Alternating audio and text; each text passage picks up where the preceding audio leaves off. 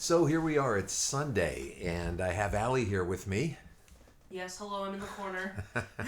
Hiding in the corner. It's hot in here. So she has a list of songs for me to do, which is cool because I never know what to do. We got another Radiohead, like you said, this was a B-side, right? Yes. Which you just did a B-side from this same collection of B-sides, the My Iron Lung B. You just did, what did you do last week? Permanent Daylight. Permanent Daylight, yeah. Yeah. So, okay, so this is from the same collection. Yeah, so this is just all B-side. Well, they were all just singles that came out between Pablo Honey and the Bends. So 1994-ish, 95. I would say they all sound way more like the Bends. I don't even know if you ever listened to Pablo Honey, because we kind of started with the Bends. We did listen to some of that. Did we do the whole thing though? Because it's really different. It's like no, I think we did. Okay. I think we did. We did a lot of it, and it was. Nothing on this is really could be on that album. Yeah. It's way more of the Bends. So I'm guessing these are kind of pointing more towards the future, their future sound. It's just like a collection of like 8 or 10 songs, including My Iron Lung, which later went on the Bends. Wow, so these were singles. I mean, yes, they were still releasing singles in '94. Well, also, I don't think Radiohead was that. I mean, I don't know much about them in '94 or '95, but I don't think they were a huge band really yet. I think the Bends really like put them somewhere. So. All right, so let's take a listen. Not My Iron Lung. This is I know, that's good. Punchdrunk, Lovesick Singalong. What a name.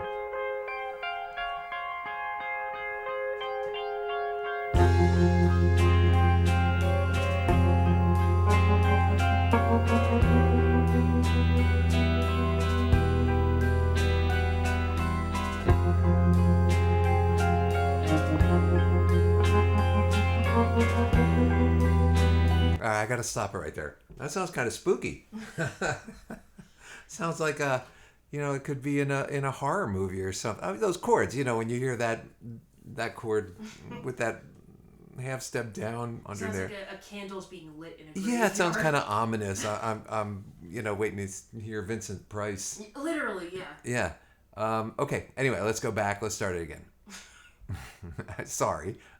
Come on. Smoky graveyard. Yeah. Come on. Let's go back. There we go.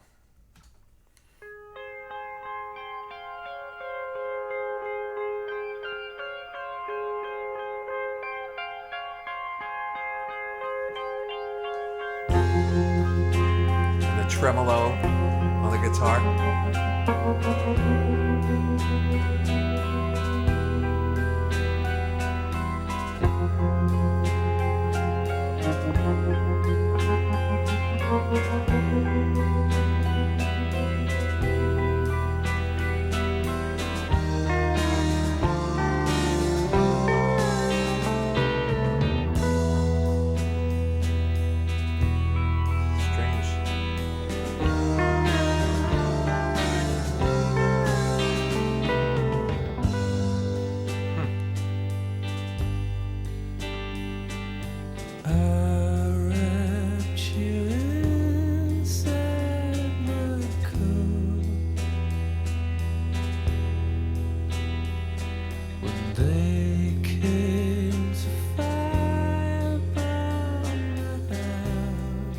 The lyrics over here.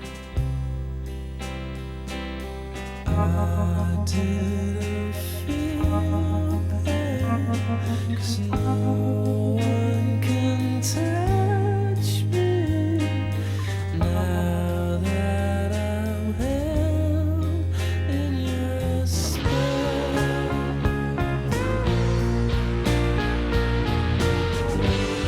A beautiful girl.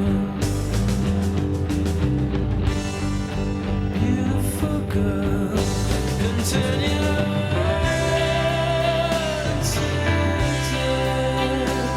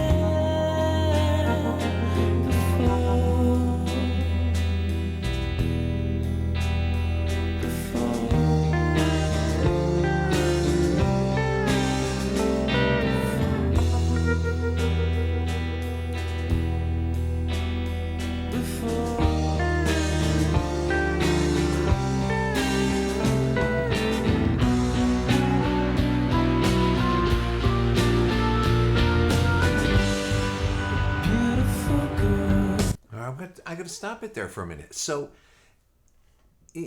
my first reaction is that the music feels kind of strange and in some ways kind of random to me. It's because it's not following traditional chord progressions that one would expect in it's almost as if you took somebody and they really, let's say they didn't know a lot about music and they just strung some stuff together, and you'd go, oh, that's kind of random and weird, whatever. But it almost sounds like that, but they pull it off. They do it very musically, so they're really kind of covering new ground with completely different harmonic progressions here that, like I said, at first, your first thought is like, oh, that sounds a little off, but then they cobble it together and make it work, and you have these strange cadences of these descending lines of, again, non-traditional chords, and but you know what? None of that really matters, because really, at the end of the day, what matters is what you feel about the music. Music is one of those things that a lot of it has to do with just how you feel about the sounds that you're hearing and what they do to you. So I just find this very interesting as somebody who, studied music, that this is going in a completely unexpected direction. And like I said, at first it's a little bit, startling. You're like, well, what's going on here? But then you realize, they know what they're doing. They're pushing the boundaries here, and really interesting. So let me go back a little bit.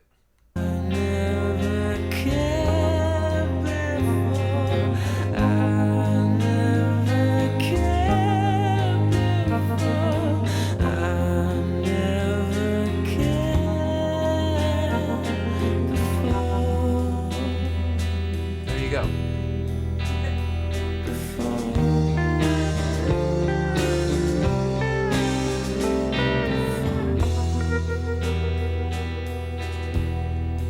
Completely non-traditional, but works.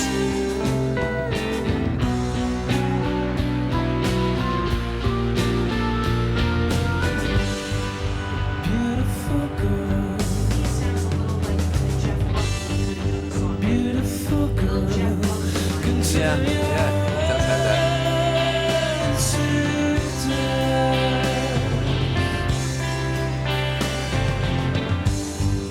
Beautiful girl, beautiful girl, can turn your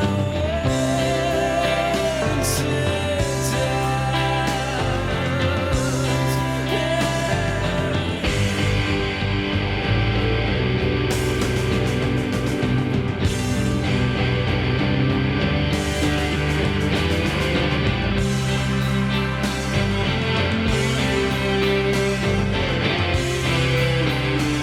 That's cool.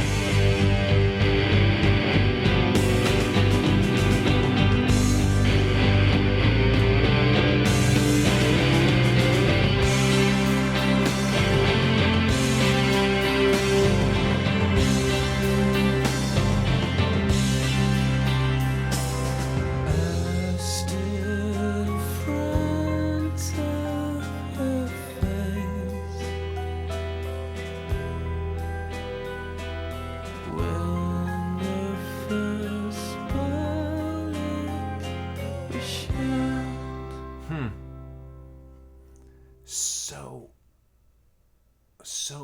It's so the end of that song. I'm going to kind of work backwards there. Excuse me. It went into very traditional harmony when he was doing the octaves on the guitar. That was completely, within the boundaries of, what you would think of as typical, harmony for a popular song. And it had a nice effect. It had this nice, like, blooming effect. And then when they went back into the coda at the end there, where they kind of brought back that beginning chords, those two chords, the eerie chords, they did that, and it was really effective. And then they ended on a major sound that was, completely positive. So,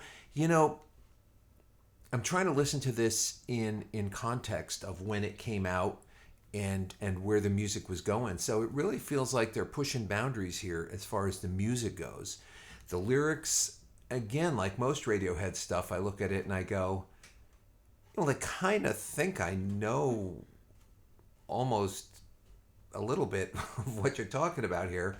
I don't know if, you could look at it very literally, but I don't know if that's the case. I wrapped you inside my coat when they came to firebomb the house. So now, I wrapped you inside my coat. That sounds like a very loving, protective thing to do when they came to firebomb the house. So, we're talking about, it's, some kind of shakeup in your world or your life. I didn't feel pain because no one can touch me now that I'm held in your spell.